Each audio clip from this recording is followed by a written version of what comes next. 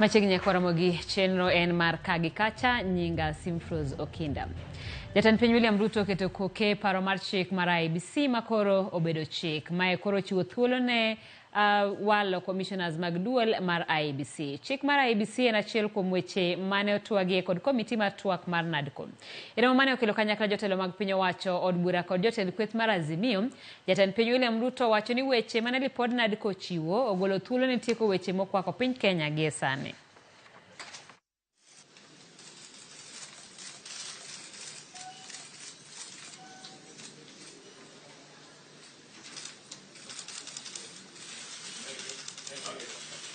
It's not the first time we have had issues with IEBC. If we find a solution to this issue of IEBC, it will be on the way to resolving very many issues in our country. You will remember in the last elections, the whole world was stunned when we saw an electoral commission that was completely divided. Some saying one thing, others saying one thing. You may be happy that, the other group ruled in my favor. But what example are we showing the world? Even as I assent to this bill, I look forward to supporting and facilitating any other outputs of the national consensus that was NADCO to ensure that Kenya moves forward and with as many hands on deck as is possible. I am very confident that, as always, Kenya knows how to pull together, and leaders know how to come together in the best interest, not of individuals, not of parties, but the collective body of the Kenyan people. Jatend piny Kenya William Ruto yango ni twak mandala auchiel marango yore makelo winjruok kod kwe pacho ka biro chako riwruok tich. Ne oloso e kar bagoromo mar KICC boma Nairobi e kinde nyasi mar keto koke chike mag duol matayo yiero IEBC mabiro ni duol no odhi mbele gi chenro mage. Romo no yuore gi jatend Azimio la Umoja One Kenya Alliance kod jotelo mamoko duto manojiwo achiel mar oganda. Raila ojiwo twak mar kelo winjruok e kind piny owacho gi oganda jo Kenya kaka yo mar chwalo Kenya mbele. Raila bende ojiwo piny owacho mondo winjie duond rawere mosebedo ka ng'anye pacho ka kendo kelo lokruok e weche mosebedo ka kelo fuere machalo kaka mibadhi, nok mar arita kod gope ma Kenya ni godo. I'm happy to confirm that we have had consultations, and after extensive consultations, we have agreed that a dialogue is the way forward out of the crisis that we're having today in our country. We've agreed that we give people an opportunity to be heard, to express themselves, to come out with the grievances which are actually ailing our country today. This forum will begin on Monday next week and end on Saturday next week. It will be a 6-day forum and will propose the way forward for the country. In the interest of making sure that we live within our means, all participants will bear their cost of attendance. This is the result of the consultations we've gone through.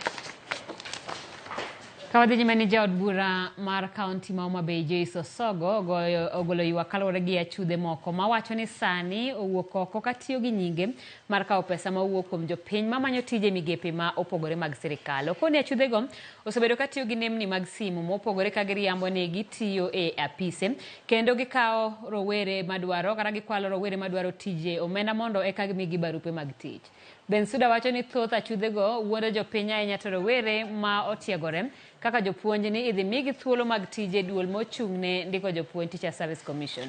Ne oloso kinde mane ochiwo taulo mag ria ne skunde mopogore mawuok e kar chung' od bura ma Kabondo Kasipul kama ne okone tendo bila ma Homa Bay mondo kaw okang' ne achudhego.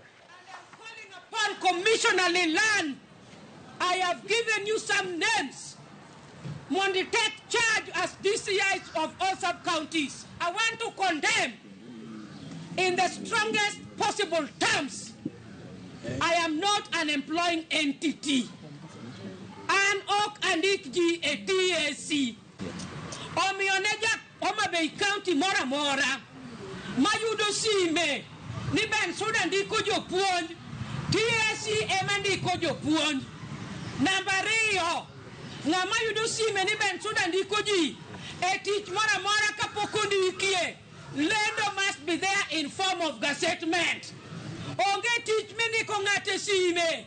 Ing'ama golo pesa ne ni ng'ato nogona sime amiye 5,000 odhi ndika Ben Sudan dwaro jopuonj 10 mano miriambo.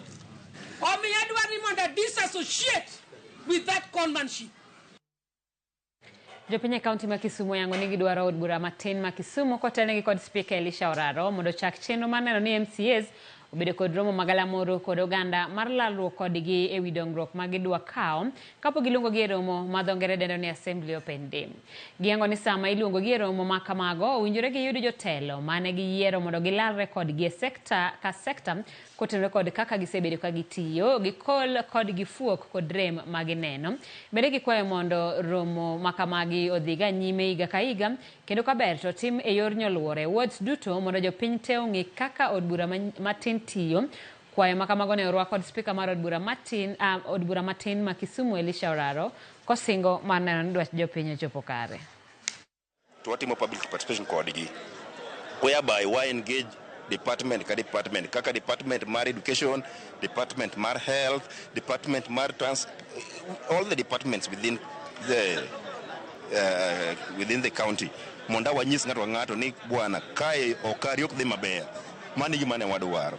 To koro mae ichalo gima okelo e showground inyisowa ni ma education ma health. What is that? Gik magitime road gi eki kaka giwacho ni kapo no kel contractor gweng maloso yo en yo miloso to gik nus to kendo nus no irito nyaka chieng kendo mana bill moro kendo chako bedo past. Koro an gi chunya penjora ni an tang'o matimore momiyo kaka road ilose matin tichaki weye kendo ichaki rito mana machielo.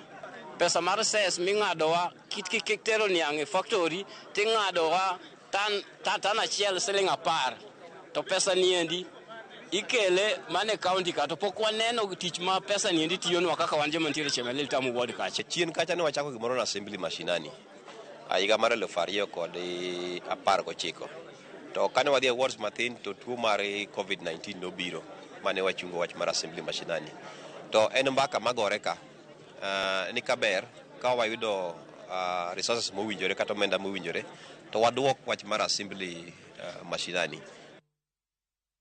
Jagoro mongirore bad migawo mar dongruok kuonde motuo Harsama Kelo ne otayo chenro mar pogo mwandu mopogore ne jogo mane macho wang'o mwandu gi e kar dak ma Soweto manitiere kar chung' od bura ma Lang'ata. Jatelo no oyango ni piny owacho oro kony moting'o fuke 200 mag ochele kod 100 mag oganda mabiro konyo jodak mane mach owang'o mwandu gi. Johala mane duke gi owang' bende ne oyudo mabati mar chako gedo manyien. Jaod bura ma Lang'ata Felix Oduor mong'ere kaka Jalango opoyo okang' mar piny owacho konyo jopiny moyudo midhiero.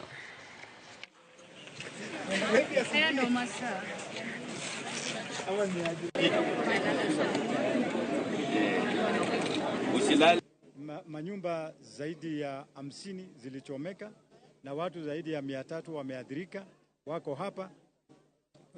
Kwa niaba ya serikali ya Kenya nimewaletea chakula, nimeleta gunia 400 ya mchele, gunia 200 ya maharagwe.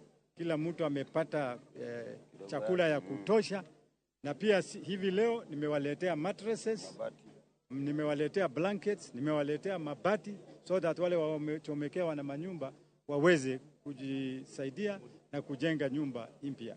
Wan wadwa duoko manero kamano kendo wakwayo jodak ma Soweto ni gibeda mamol nikech sirikal ni kodgi kendo gik moka mane gikwayo ibro kelnigi.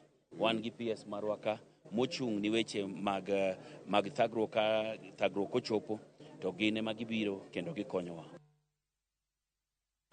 Boma ma Kapsabet ne obet kod ng'anyo maratipo bang' rowere mag Gen Z dwaro ler ewi omenda maromo milion 50 mane orne kaunti makono kowuok kuom sirikal mamalo.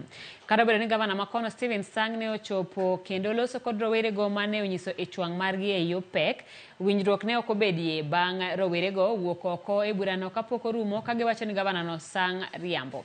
Rowere go bende ne olero ni gibomedo dhi nyime gi ng'anyo nyaka ler mag gigo duto ma gidwaro timre yo makare, kendo ji duto ma otiyo marach gi omenda nyaka kawnegi okang' mar chik. Tunaongea about sijui which project ambayo ukienda kuangalia haiko but ziko kwa karatasi. Every year bado amebudgetia kitu moja na nyingine, lakini ukienda kuangalia kitu hakuna. Ukijaribu kuulizia inakuwa ni siasa. Sasa siasa imechapwa hapa leo, ni siasa ya kusema watu wamekuja kwa Jack Nandi County. Sio watu wamekuja kwa Jack Nandi County, ni sisi wakazi wa Nandi County tunauliza haki ya pesa tumepewa na central government inatumika namna gani? Gavana aende nyumbani kama hajui kufanya kazi. Kuanzia tarehe 10 hiyo siku 10 yenye tumempatia, kama hata siku 7 kama hatafanya kazi, tuone venye tutafanya. Tutaanzia tarehe 10 kwenda maandamano kila siku mpaka gavana hata hii mwezi hatuoni, hatutalipa stika kama mimi mwana bodaboda. Vijana kuna wenye wametuma application Nandi County, lakini tunajua ya kwamba wale ambao wanafanya kazi county ndio wanapewa hizo kazi. Hawa vijana ambao wako hapa wote unaona, kama tungeitisha hii maandamano na vijana wasikuje, tungejua vijana wako kazini, vijana wanafanya kazi, lakini hao vijana hawajapewa kazi. Kuna vijana web developers wametuma application na hawapewi kazi na governor.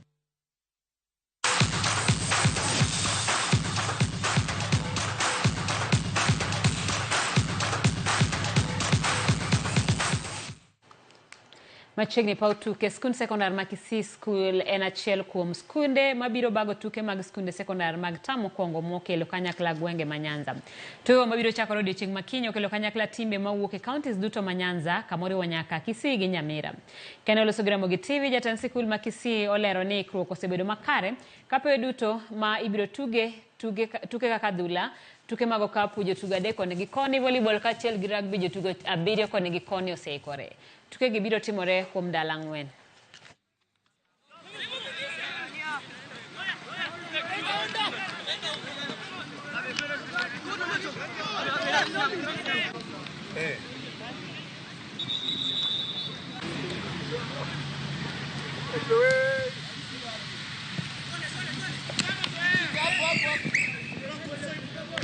As an institution, we prepared our boys. I know, like the rugby team that you've seen here, we've had to harden them, take them to the gym, give them the expertise, and ask a number of our good friends who are coming to train with the boys to prepare the teams. Because as you are aware, Kisii School is now a home for rugby. For our team, we have been putting in the work. We have chased the fitness. We have been working on our ball works. And we have had many friendlies and test matches against other schools and even our very own Kisii campus over here. And we are very optimistic that this time, compared to the 15th season, that we'll be able to do better. Like, yes, in 15th we made it to the nationals, but this time we are striving and working hard to make sure that we'll manage to reach East Africa. Joshua Mwangi mawuok e kardak mama kongeni boma mathika e jaloch mich maromena maromo siling 250 e tugo mar goyo punda kokalo kuom shabiki shikisha mili na euros. Joshua ma en japur nobedo jaloch bang' tugo di bich kendo kambi goyo punda mar shabiki miyo jogo punda thuolo mar loyo mich mopogore kokalo e tuke mag euro madhi nyime piny mar German. In gi thuolo mar goyo punda kendo yudo mich kitiyo gi siling 45 kiketo tuke 3 ka achiel kod tugo kuom tugo nyaka bed mano mar euro. Achiel kuom mich ma ji yudo en omenda maromo siling 50,000 odiochieng' ka odiochieng' siling 200,000 juma ka juma kaachiel gi siling 1,000,000 bang' tuke gi rumo.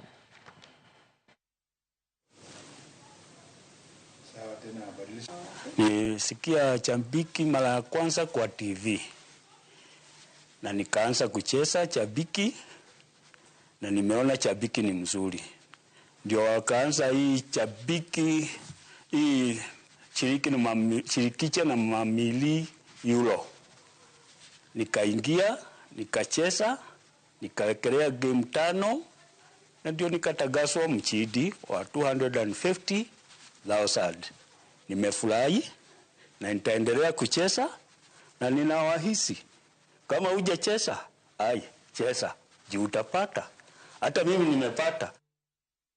Tim mar Canada matugo tukgi mokwongo e tuke mag Copa America biro rakore gi joloch tuke mag pinje duto Argentina e tielo mar nus finals e tuke mag Copa America madhi nyime piny mar America. Canada notieke thuolo mar 3 e Group A kendo ng'ado tiko mar nus finals bang' loyo tim mar Venezuela e quarter finals. Argentina biro rango hinyruok mar kapten margi Lionel Messi kapok tugo no chakore okinyi ma piny rugodo chieng' tich adek. Jaloch e kind timbe ariyogo biro ng'ado tiko mar